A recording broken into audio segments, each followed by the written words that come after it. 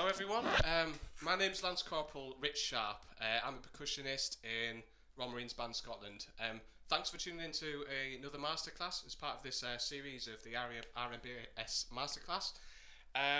So what I'm going to talk about today, basically I'm going to give you a bit of background knowledge about my experiences, my musical influences, how I learned about the job and why I joined the job.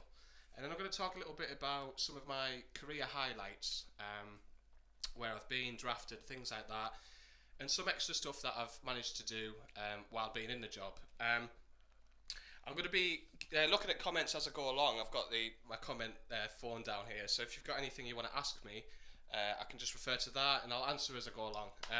So I started learning drums when I was about 10-year-old, and I got lessons up until about the age 16. And throughout that period of time I played in a lot of like cover bands, pub bands, and just doing like working men's clubs, a lot of cover gigs. I was in a few like original bands as well, doing funk, indie, rock, and you know I really love playing drums, so I went off to college and studied music. Now I went to college and that's when I realised I really wanted a career in music, and I was speaking to my drum teacher and he passed me on to the Royal Marines Band Service, and so I went to my local AFCO and I got a magazine. I was flicking through and then realised that, you know, this is brilliant, I can get a salary, I can study for a degree, and I can learn more about drumming in general. So I joined up, went for an audition, and it was quite a sort of nerve-wracking experience for me. Just playing drum kit, I had a lot of ground to cover in terms of what I had to learn, but it's just a testament to how good the training is, because after 3 years I learned how to play xylophone, vibraphone, marimba, and if you put the work in, it's really amazing what you can achieve with that level of training. So I went from there, passed out the School of Music, and joined Portsmouth Band originally. And then shortly after that I was drafted to Plymouth Band, which I loved. I loved Plymouth Band. Then I got drafted back to Portsmouth area and served in Collingwood Band. And then from there I got drafted to Scotland Band, which is where I am now, which I'm also really enjoy doing. Really enjoy serving up here. Now, some of my career highlights, I've been quite fortunate. I've done a lot of travelling while I've been in the Royal Marines. We went to New Zealand when I was at Portsmouth. I've been to Belgium, I've been to Romania, and my biggest highlight for me was going away with the function band to Abu Dhabi while I was at Plymouth. And also we did a function band gig in Romania at the Hard Rock Cafe, which I thought was an amazing gig. So just to be involved with that and playing drums to so many people, I find a really amazing experience. So that's kind of my journey as a percussionist in the Royal Marines. But aside the music as well, I've been fortunate enough to get involved with a lot of like adventurous training activities as well. I've went away to do climbing, which if you want to ask me anything about that as well, like any like extracurricular, if you like, activities that you can do, there is those opportunities. I've been away snowboarding twice in the Royal Navy Ski Champs. I took home a silver last time, which was buzzing about. So yeah, there's all these opportunities to do these extra things. Before I like jump right into like the academic side of things, just a reminder that, you know, if you've got any questions, use the hashtag RMBS Masterclass. Post your questions on there, or if you want to post videos of anything in this lesson, that's great as well. And I'll answer as I go. I'll keep checking the comments. If I do miss anything, I've allocated a bit of time at the end of the lesson to talk about. I'm just going to go through the comments and basically address some of the questions you might have. But failing that, LCpl Phillips is going to be going live on completion of this lesson, and she'll be happy to answer any questions you've got. So this lesson is all going to be about applying rudiments to the drum kit, and the reason I want to do a lesson on this is because drummers get told to learn so many rudiments, which is all good and well if you're just playing on a pad and getting your hands in shape. But what really matters is how you actually phrase it, apply it, and voice it differently on the drums to create new ideas, new grooves, fills, and that sort of thing. So the idea of this, we're going to take a rudiment that everyone really knows as a drummer. That's a paradiddle, I'm going to take it right from the basics, so bear with it if you're a more advanced drummer, because we need to cover sort of all grounds with that. But we're going to take a paradiddle and we're going to work it into a beat. For this lesson, you won't actually necessarily need to be at a drum kit. You know, if you've got a pair of sticks, get a few pillows out. If you've got a practice pad, you can play on that. Play on your legs, provided you're not going to annoy anyone. So, you know, do anything like that. You don't necessarily need to be a drum kit. So if you know what a paradiddle is, I'm just going to play the intro now. I don't know if anyone actually noticed, but everything I play is just the same pattern with my hands. The only thing I'm changing is the voicing around the kit, and it just shows how many ideas you can get. So I'm just going to play the introduction now, and we'll jump straight in with the lesson.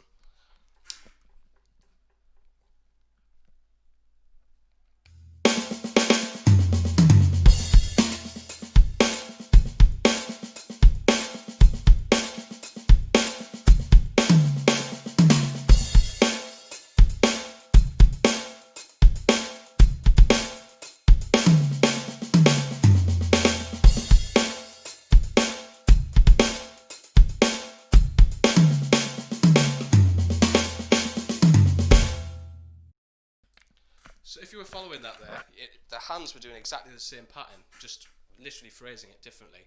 So we're just going to go over that rudiment now. So a paradiddle, I like to teach it in two halves. So you've got the right hand side of the paradiddle, which is the first beat, and that starts with a right, left, right, right, and then you move on to the second half of the paradiddle, which is left, right, left, left. So make sure you really get familiar with that sticking. That's something you can practice anywhere. You can tap that on your legs. And at first, if you've never played one, actually building up to speed is quite hard to coordinate. It's a bit like rubbing your tummy and tapping your head. So really focus on getting that sticking and being aware of that. And just remember, right, left, right, right, left, right, left, left. So it kind of alternates. So it's like in two halves. So get a metronome on and play that really slowly. I'm just going to play an example. Try and tap along with it. It's nice and slow, just to get familiar with a paradiddle.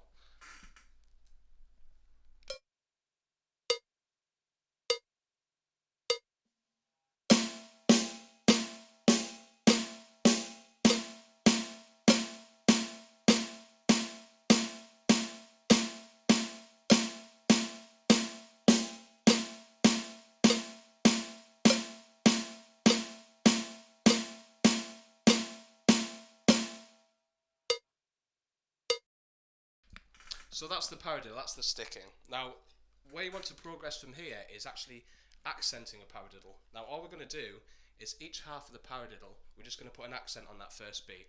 So you'll have an accent at the very start for the right hand, right, left, right, right, then an accent with the left hand. So left, right, left, left.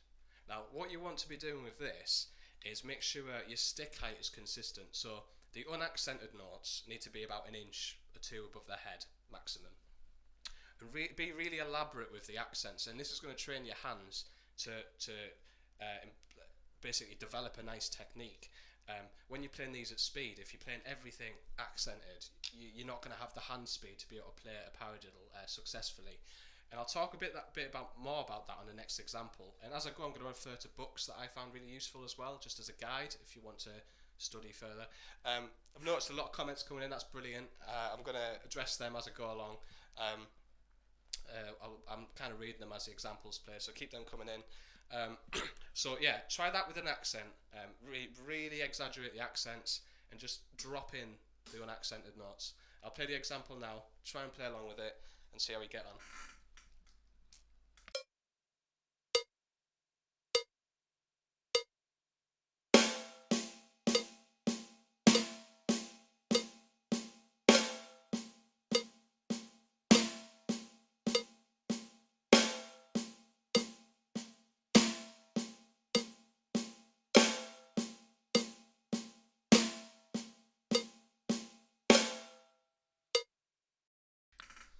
So with that example, you could see that I was really exaggerating the accents and keeping the unaccented notes really low to the drum.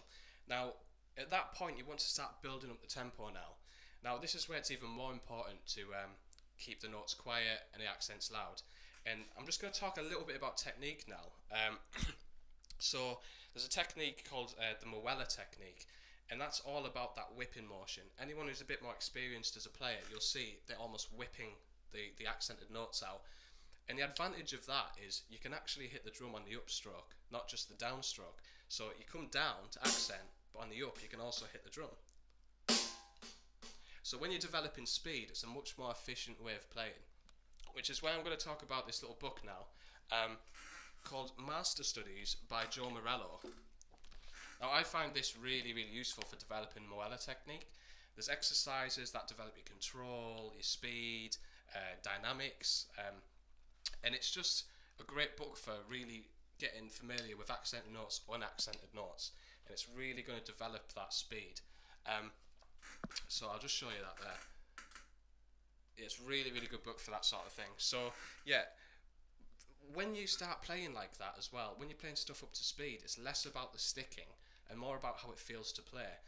So what I mean by that is, when I'm playing accented notes, I'm just playing the unaccented notes on the upstroke, so it becomes like almost a motion rather than right, left, right, right, left, right, left, left. So once you're building it up, it should be really relaxed.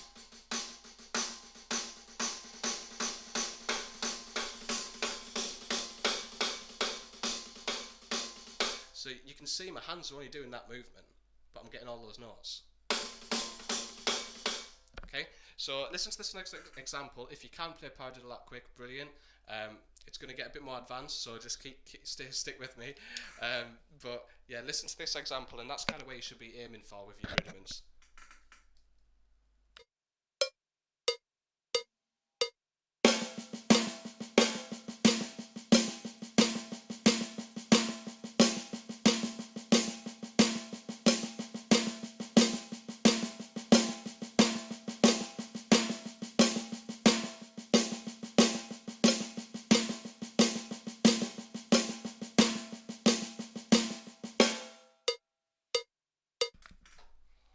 Great, so that's where you want to kind of work up to that point with a paradiddle. I'm just going to address a few comments here actually. So, Philip King, what kind of level would you expect to be to join as a drummer? Any pieces you recommend to help evaluate where you are as a drummer? Well, I remember on my audition, when you get auditioned, you get prepared, be prepared to get auditioned as a bugler as well, especially if you play drums. So I played a snare drum piece. I played Crazy Army, Ed Lemley. I played that as a snare drum piece, and I just played a technical example out of a graded book. So I did a Trinity Grade 8 solo called Swiss Swagger, just to show my technical proficiency on the kit, and then also a book, a study from a book called Funk Studies by Rick Latham, and there's like there's basically solos at the end. I just thought that's going to show my technical ability, a bit of my feel as a drummer, and then my rudiments came out through my snare drum piece. So I'd say having like maybe 3 pieces. If you can get a backing track, that is allowed. I know there's the Trinity syllabus, they have a lot of like overtures where they're going through different styles of music, which really shows off how you are as a versatility. It shows off your versatility as a drummer and how you can apply your skill on different genres. So I'd recommend doing something like that, a snare drum piece, maybe a play along piece, and something just without any music, just to show how you get around the kit. I think that's an ideal thing. Can you show that technique again? Yes, I'll just go over the Moeller technique. I don't want to brush up on it too much, but in essence, the best way to practice it is in sets of 3. So you want to play an accent, and then as you're coming up to play that note again, try and just tap the drum twice. So you've got like 3 positions. 1, 2, 3. 1, 2, 3. 1, 2, 3. If you practice that in both hands, 1, 2, 3. And just build it up so you can get it into one motion. So my wrist will be moving once, but I'm actually getting 3 notes. So you get, okay? And if you do that with both hands, you can weave them together and you can play really quick and efficiently like this. And that's the Moeller technique. But a good video to watch is Natural Evolution by Dave Weckl. You can find that on YouTube. Great example of how technique and the Moeller technique specifically. Okay, so I'm just going to carry on with the rudiments and the lesson now. So the paradiddle. So what we're going to do now, we're going to start voicing it differently, which is what the lesson's about. So all we're going to do, we're going to take this exact same thing, the right, left, right, right, left, right, left, left. But we're just going to move the right hand over to the hi-hat, and you'll get this sound. So right, left, right, right, left, right, left, left. Okay? Exactly the same principle. I'll play the example and just try and play along with that.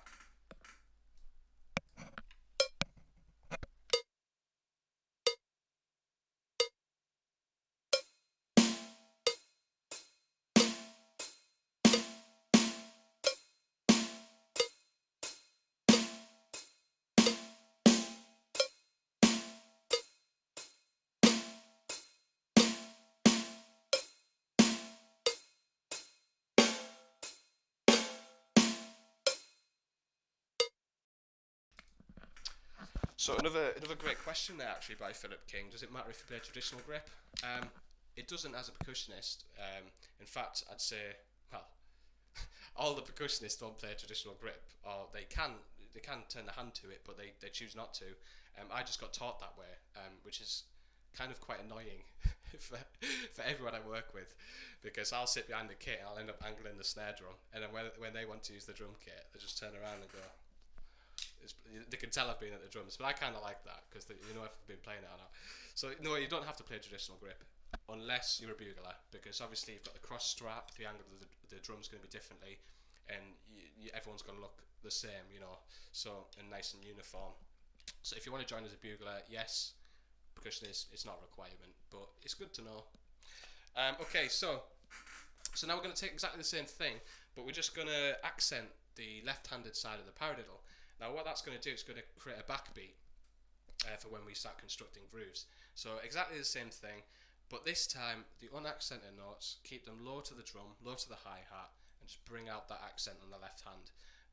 One thing to be mindful of, if you find you're trying to accent the snare and your sticks are clicking, that's a good telltale sign that your hi-hat needs to be moved up. It's something I've done recently actually. When I've been doing a lot of practice, I noticed I'm getting a lot of collisions here, and I was like, need to move that up a bit. So yeah, try this next example, listen to it through, keep all the unaccented notes nice and low, bring out that accent for the backbeat, and it's really going to make the groove sound like a groove.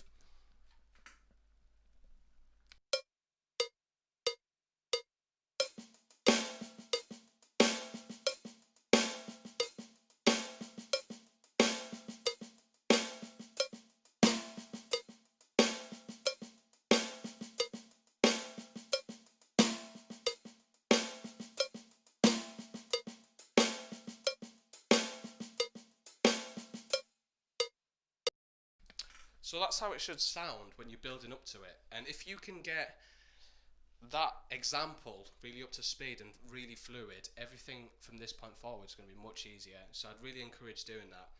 And it's amazing how many people actually haven't tried a paradiddle and a beat as well. When I've played it a few times and someone's like, I've never thought of doing that. And it's just a nice way of a rudiment everyone knows, and you can turn it into a beat. So talking about balance again, a good way, if you know you're doing it right, if you know your unaccented notes are at a very nice volume, it almost sounds like a shaker. It's something that one of my favourite drummers, David Garibaldi, from Tower of Power, he describes it in an interview where he says he likes the ghost notes on the snare drum and the softer notes on the hi-hat almost to blend together and create that shaker type sound. So they serve as like the flow within the groove, and then the accents are the backbeat. So I'll try and demonstrate that. So with this next example, it's exactly the same, but now we're just adding a downbeat on the 1 and on the 3. So what you're going to hear is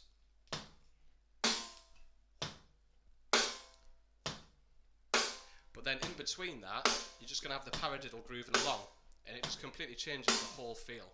So here we go.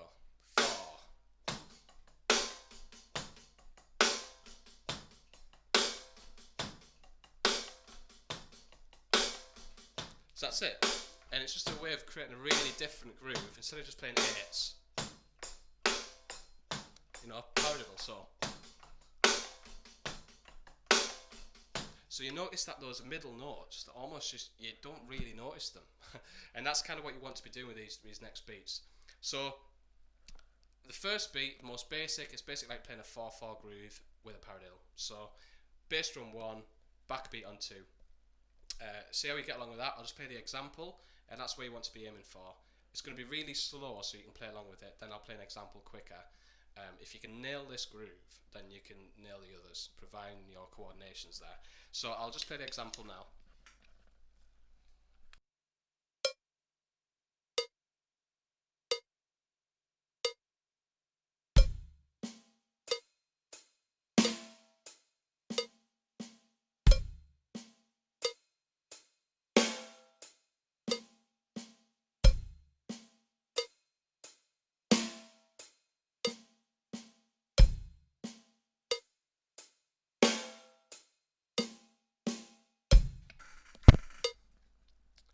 So once you're familiar with that groove, increase the tempo and it'll sound like this next example.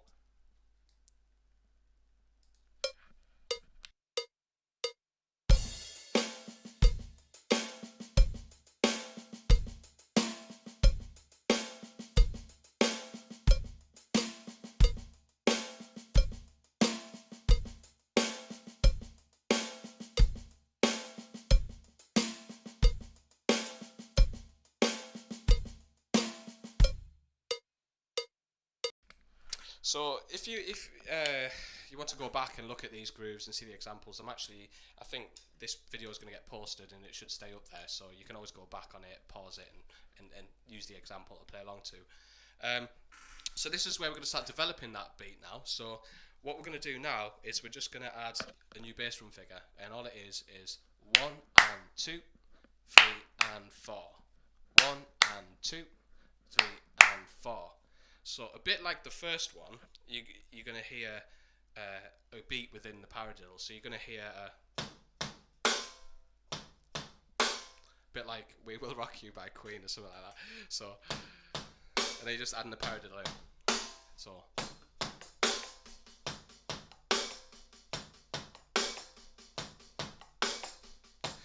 What's really going to help you moving the bass drum round and adding it in different beats of the bar is really being aware of what hand the bass drum lines up with.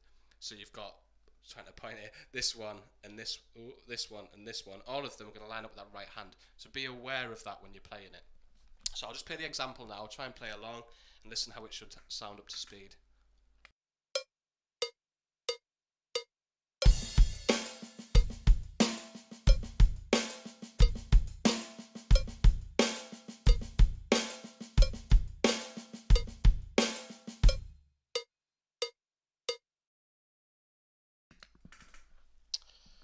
Thank you very much for the kind comments, by the way. Tim Button, Harry Page, Smithy, brilliant. Thank you very much. So, let's progress now. So, the bass drum, we're going to change the rhythm now, and it's going to be completely. This one's going to be a lot more difficult, and the reason being is the bass drum's actually going to move on the left hand. And if you've never really worked on independence, I think you'll find this one a bit more challenging for that reason. So, I'll just clap the rhythm. So, you've got 1 and 3. 1 and 2 and 3, 4. 1, 2 and 3, 4. 1 and 2 and 3, 4. So the quaver bass drum figure is going to land with the left hand now, and it will be a bit more challenging. So what I'd recommend for this one is just loop the first 2 beats of this groove. So you just go in.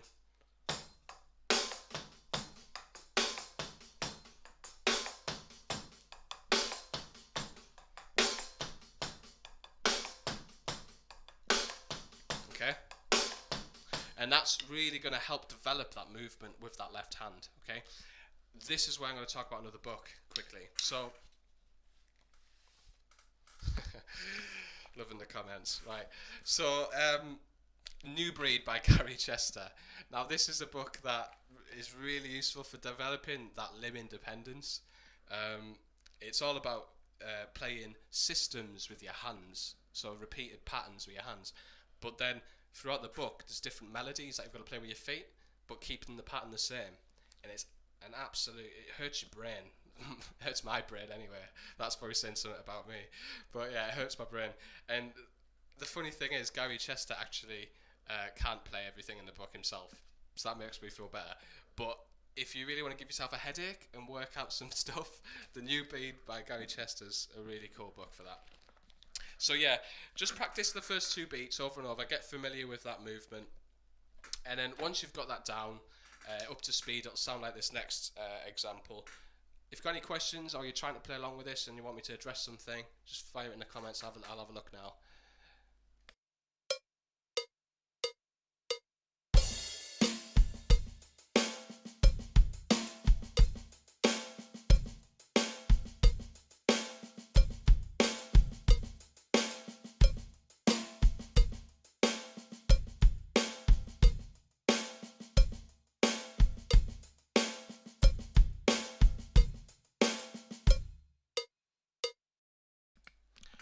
Okay, so hopefully you got that groove. It's quite tricky, so we're getting into the more advanced stuff now. So if you know you're struggling at this point, I'd recommend just trying to get to that first beat. So the 1 and 3 on bass drum, backbeat 2 and 4, and just work on your paradiddles between your hi-hat and your snare, and just play it slowly and just increase the tempo. It's the only way you're going to be able to get your hands familiar with that feeling while moving the bass drum around.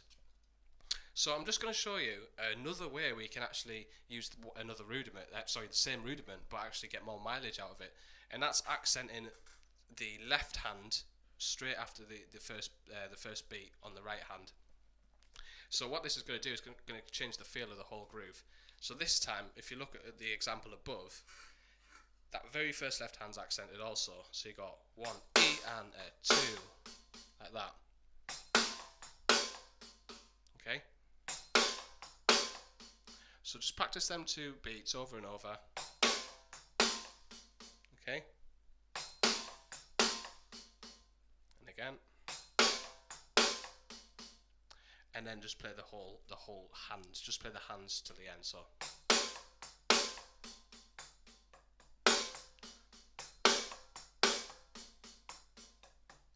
Yeah.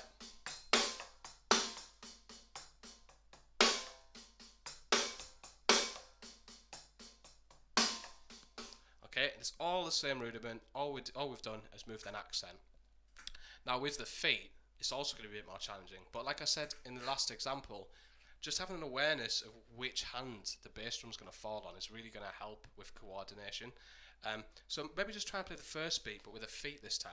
So, okay. So 1 E and ah. Okay. And then there's the backbeat straight after that, so. Yeah.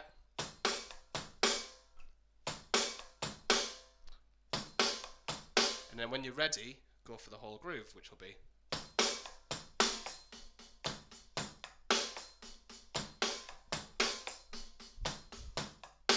Yeah.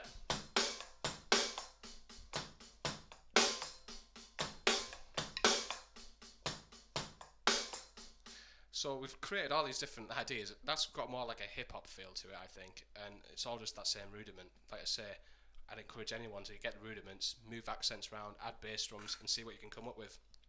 Share your videos if you come up with something that you want to share with anyone on this page, you know. So that's how you do it, basically. I'm just going to play the example on that now. Just trying to follow it through, get your head around it, okay?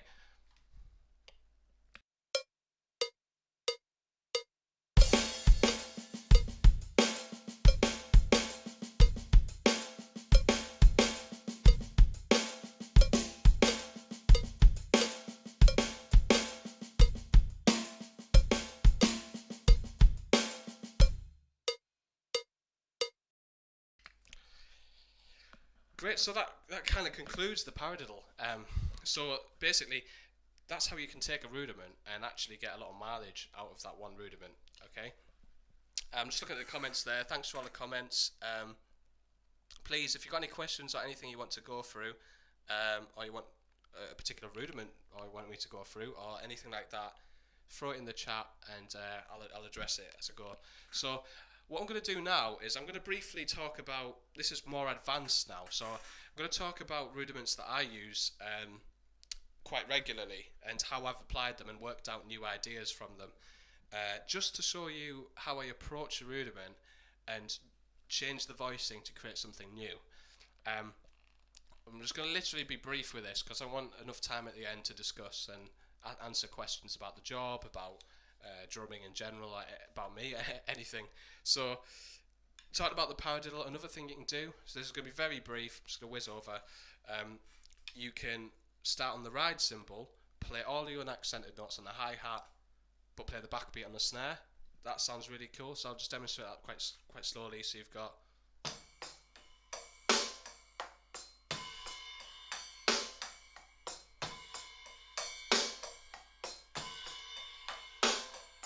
And I find that really cool.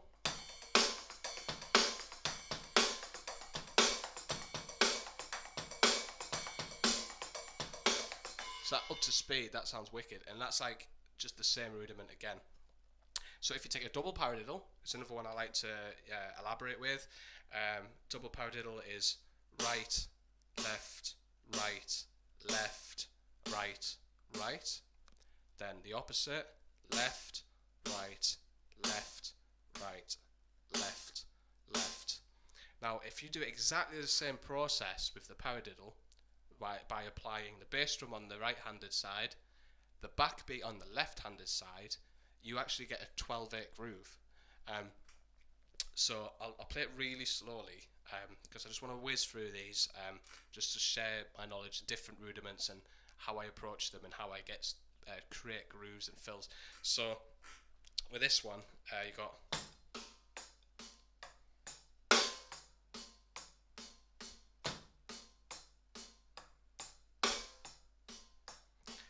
Okay, and then if you just give that a bit of swing, you've got a really cool sounding 12/8 groove. So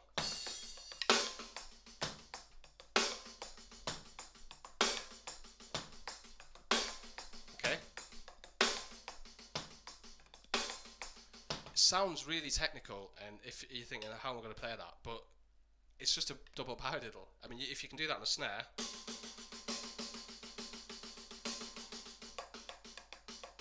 all I'm doing is splitting it between the hi-hat and the snare, and it's just a change of voicing can do so much. Another thing you can do with your rudiments is, if you are playing a hi-hat, open one of them for a bit of an accent. So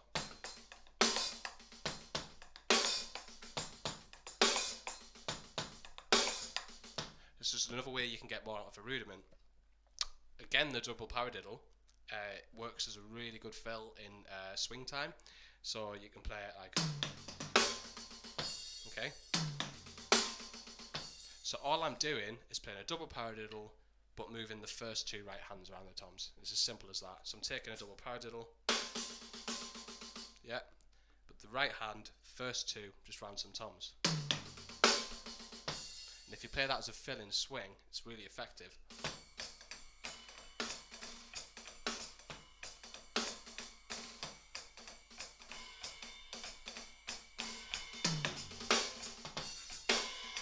Okay. My all-time favourite rudiment is the 6-stroke roll, and I use that all the time, which is right, left, left, right, right, left, and then you're back to the start. Right, left, left, right, right, left, right, left, left, right, right, left, right, left, left, right, right, left, right. Okay. Just loop that. It's the same thing, but once you loop it, you get a really cool roll, which I think is really effective in fills. Like, so that's just a 6-stroke roll. But if you move the first right hand around the toms, you just can open that out and get so much more out of it. Okay.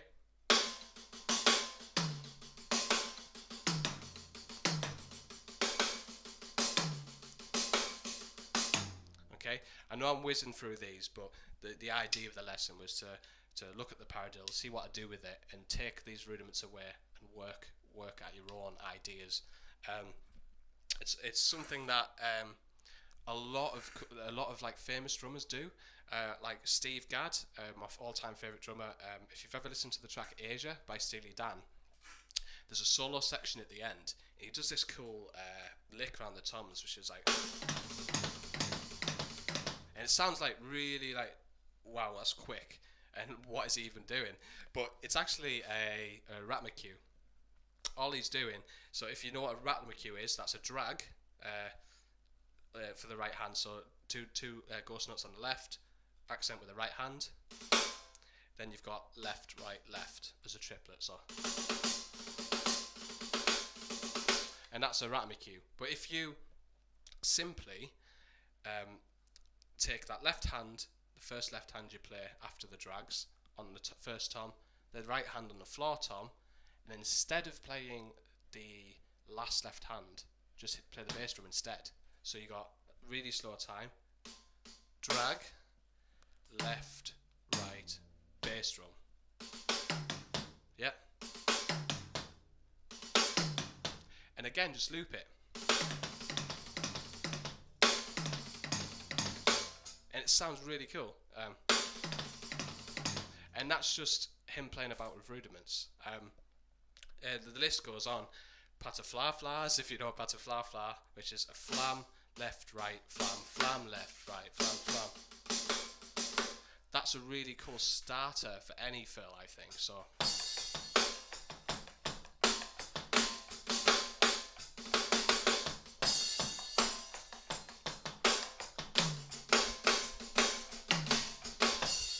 Okay, it's all just moving flams around and thinking about your rudiments musically. It's no good just playing doubles, singles, paradiddles, whatever rudiments you know, and just playing them on the snare drum. All about moving around. And when you're going through these paradiddle exercises and making them into grooves, you know, just bring them around the toms, each set of the paradiddle, right-handed, left-handed. Just move them on each tom. So right, left, right, right, left, right, left, left. So I hope that's a bit of an insight. I know I whizzed through at the end, but I just wanted to show you what you can do just by applying your rudiments to the kit. So I'm just going to move on to the discussion stage. I've got plenty of time. I've got like 10-15 minutes of just talking about stuff, the job, drum kit. If there's anything you want me to cover now, now's the time. Okay, so I'm just going to read through the comments.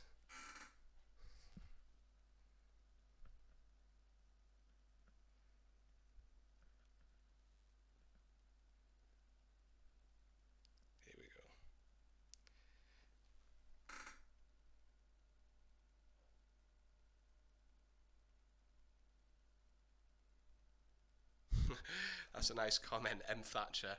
That's it. It would be great to see you, the kit at Albert Hall. Great comments coming in. I'm in a band at home. Can I continue? I'm in a band at home. Can I continue this if I join up? That's a good question. Actually, yeah, you can have a band alongside this job. Obviously, this is primarily your focus and your dedication, and you've got to basically, this is your priority and it's your job. But the band service, they are supportive. If you're doing something musical outside of work, they support that. I'm in a band outside the job as well. They're based in Scotland, called Moonlight Zoo. If you want to check them out, they're on Instagram, Facebook. It's really exciting to have something outside the job as well as inside the job, and as long as it's benefiting you and playing keeps you playing, then that's great. So yeah, it's a good thing to do. How far can a drummer get with only a practice pad? That's really interesting, actually. I used to play on a practice pad a hell of a lot. And you see all these world-class snare drummers, they just spend hours and hours on it. Like Jim Kilpatrick, we had a masterclass with him, and he said that he set up a practice pad in his car. So when he was on the motorway, not safe, you should not do this, but he would just practice his left hand technique as he was driving. I think yes, you can develop speed, right? Technique. You can develop. You can basically max out that. But I always feel like nothing feels quite the same as playing on a real skin. Okay, so I'd encourage, if you do have a practice pad, sometimes putting it on top of a snare drum can help. There's a bit of science in that, so the skin will absorb a bit of that impact, and it'll just be less forgiving. I find practice pads really forgiving. You know, you can play like doubles like at like 300 BPM. So I'd say use it to develop your technique. I'd say use it to build up speed. Um, but always make sure you've got time to practice on a real drum and on a drum kit. And it's all about making a good sound at the end of the day. And you can only do so much with a practice pad. But I'd encourage everyone to play on one every day if you can. Let's have a look. How old were you when you joined? I was 19, so I'd been to college, came out of college, and I worked for a year. Had lots of jobs that I was pretty dissatisfied with, and then I joined up when I was 19. I'm 26 now. It was actually my birthday on the 22nd of May.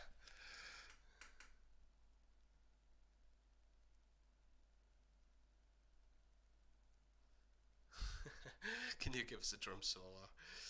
I'll wait for that if I run out of time. Where will this be posted? Yeah, it'll be saved on the Instagram, but also I believe it's going to get posted on YouTube, and there'll be information on that on social media anyway, like Facebook. So yeah, it shouldn't be hard to find. Brilliant. Okay, anything good you recommend for reading music? And how good? Whoa, Philip King, that's a really good question. You've come up with some amazing questions. um, I'll just go get a book actually, and I'll tell you a story as well. Uh, so, like I say, I was a drummer and I did a lot by ear when I was in rock bands and pop bands. I was totally new to the whole like brass band scene, concert band scene. Never played to a conductor before, which was hilarious. I kind of like, I think I just kind of sloped my way in. I kept it quiet because when I did my first concert band, I couldn't believe the standard of other people's reading. For mine was awful, and that's not saying like it's bad. It's a good thing to be like that.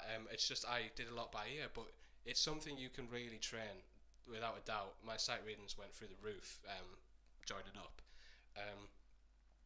I'd say you have to comfortably play in an ensemble. You don't have to get things right first time. I mean, that's what the training's there for. You do sessions where you play as a concert band, a training concert band, and you get the opportunity to get music put in front of you all the time.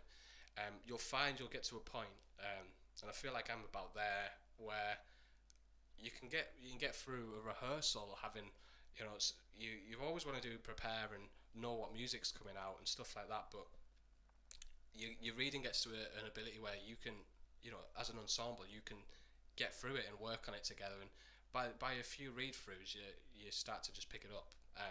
But yeah, a good recommendation I found is when you're reading like drum kit music, rhythms and stuff like that, it's very repetitive, and it gets to the point where are you actually sight reading it, or are you just recognizing and how do I just get it first time? Which is why I got this book. It's called Play at First Sight, and it's really strange, where there's got like things like this in it, where it's just complete loads of different rhythms, but what you've got to do, you've got to focus on one, move your eye to another, and then the next bar play the next one. So it trains you to read ahead and know what rhythms are coming. So Play at First Sight, Lelo Davila. That's a good book. Standard, it's good to have sort of a decent standard. To be able to actually read music, that's fine. To sight read music, you'll pick that up, I would say.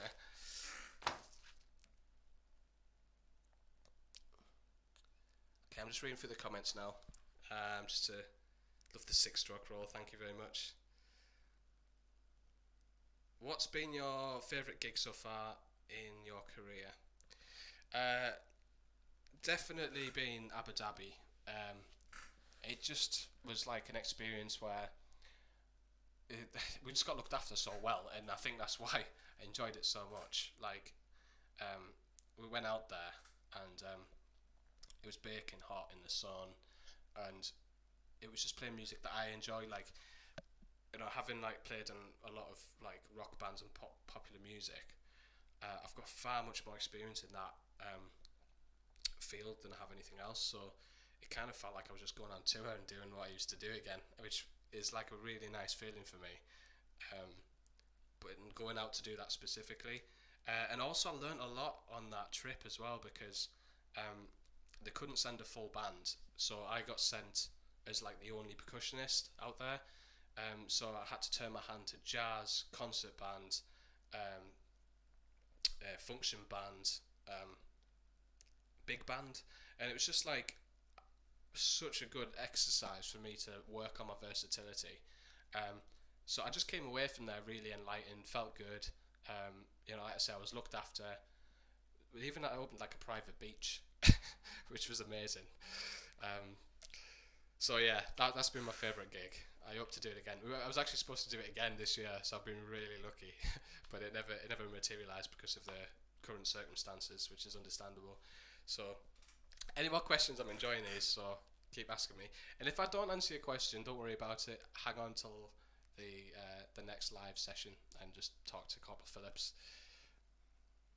Okay. Oops.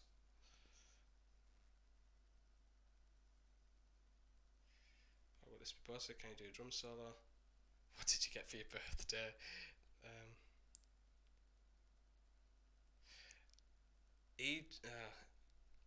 Eglindining.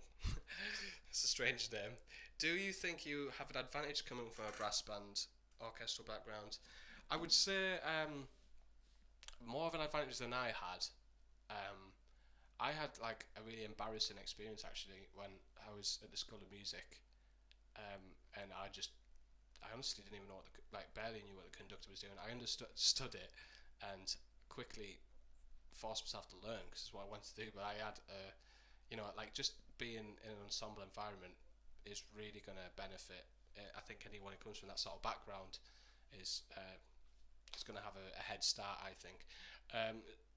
Interestingly, I've only ever competed in one brass band contest, and it was the national finals with Flowers Band, and it was hilarious because that is not my background, but I got asked to do the gig, and I did timpani for it, and the first time I played the piece was on the Albert Hall stage, which was just kind of a bit funny because people spend years getting to that point, and like that's their dream to do it. And another great experience, like really, obviously they listen to you intently, so it kind of really pushes your playing. But yeah, I thought it was really, really funny because people were talking about how it's been the dream to get there, and I felt like I robbed them, because I just did this gig. Let's have a look.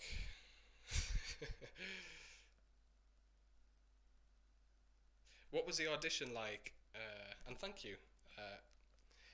The auditions were really interesting. I used to describe it to my mum when I got back from my audition, and she was like, "What was it like?" And obviously I was a bit younger then, a bit more witty. I'm not that funny anymore, but but I used to say to my mum, it's a bit like Hogwarts. You go in there, and like you're just getting like going to see all these different professors, and I thought it was amazing. I never held a clarinet or like a French horn, and they just try you on anything. But I think that's sort of the beauty of the whole audition process, is that if you want a career in music, it's not exactly, doesn't really matter if you're not the most amazing player. I mean, all it's about is potential and want to do it. If you've got the potential and the drive to have a career in music, and you want to go and study and get paid to do it, that's what matters most. And people quite often get there and they might need work on an instrument, and they recognise, these professors will audition you and they'll recognise that that instrument's maybe not right for you, but then someone else that you've never played before, they'd be like, you've got such a natural embouchure for that instrument, and then you can focus. If you do focused like 3 years practice on that instrument, it's amazing how much you can achieve. So yeah, it's like the audition. What's the audition like? It's challenging. You'll get pushed physically. You've got to be physically fit. Um, you you'll probably be put on the spot a few times. You'll get a few interviews with director music training, where you've got to make sure if you're going to go for an audition, make sure you're prepared with like your knowledge of the band service as well. They do test that, and it means a lot to them if you went out your way to learn about all the different bands, who the director of music is, who the principal director of music is, and what gigs you do, and having an awareness of all that will just make your time there much more enjoyable. And also just like something I've learned is they always check your bearing when you're there. So like if you're going for an audition, make sure you're on time for things and you're looking smart, because they're looking for a character with the potential more than anything. I enjoyed my audition. That's all I'm gonna say. Right, I'm just gonna go through a few more of these.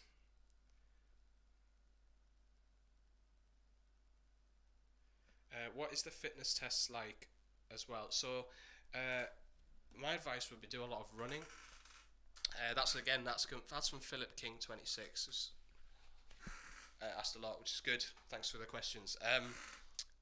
You'll get test on you're running quite a lot. You have to do a mile and a half, which is a basic fitness test in the Royal Marines. So yeah, just a lot of running. I'd I think I ask a lot of the audition questions. Save it for the live stream after this, because Lance Corporal Phillips knows a lot more about me. My experience was we went for a mile and a half best effort run. You do a determination test, which varies slightly. It's just to see how much you can push yourself. So you'll be doing a variety of different circuits. That is pretty much endless, but you get through it. Always comes to an end, so always remember that. Just to test your sort of robustness as a physical robustness and a bit of mental robustness. Swimming test as well, so yeah, fitness test, running, determination test. But save them questions for Lance Corporal Phillips, because she knows a lot more than I do about that. Okay, thank you for your time, much appreciated. So you study music, don't pursue Ping Piano Pong. This is from Ping Piano Pong. Say you study music but don't pursue a musical career. Are you familiar with any of the advantages of having studied music that could help apply for other jobs? Yeah, absolutely. Like, it's Susa. Yeah, I think like doing this job is in a way it's kind of more accredited in a way, because you've got your military experience as well as your musical experience, which is important to know. So like, if you didn't want to pursue a career in music, you can still do this job and come out with a degree, come out with the experiences that you have, and like extra qualifications, and you're forever studying. I've just asked to get learning credits to go do a BTEC in leadership and team management and stuff like that, just while we're in this period of lockdown. I figured it'd be a good idea to just keep learning, and it's very, very transferable. I think any job in the military is. Let's have a list.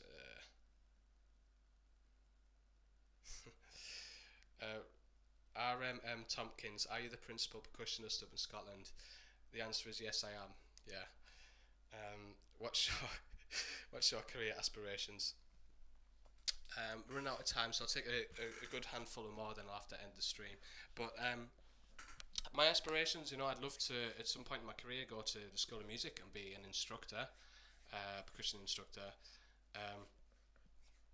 Further down the line, I'd like to take the whole M1's route and learn about like conducting and stuff like that. You know, my aspirations. I just want to, I guess, play, and there's a lot of AT stuff I want to do as well. You know, get out and get really qualified in extra things. I want to go and I want to get a gold as well at the ski championships. That's my goal. But yeah, I've got a lot. I'd like to play drum kit at MFM as well. That's something I've always wanted to do. So that's another aspiration of mine. I'll answer a couple more, and then I'll hand you over to LCpl Phillips. Thanks very much for all you've shared this morning. Really helpful, from Sandra and Sheila. Thank you very much. I really appreciate that. I'm running out of time, so I'll take one more question if anyone's got anything. And yeah, please post it now. So I'm just scrolling through now just to see if there's anything I've missed. I hope I've explained everything to the best of my ability, and I enjoy doing that as well. So like I say, this lesson's probably going to be posted online and stay up online. So if you want to go back through with some of the lessons, then yeah, please do. Just follow the examples and stuff like that.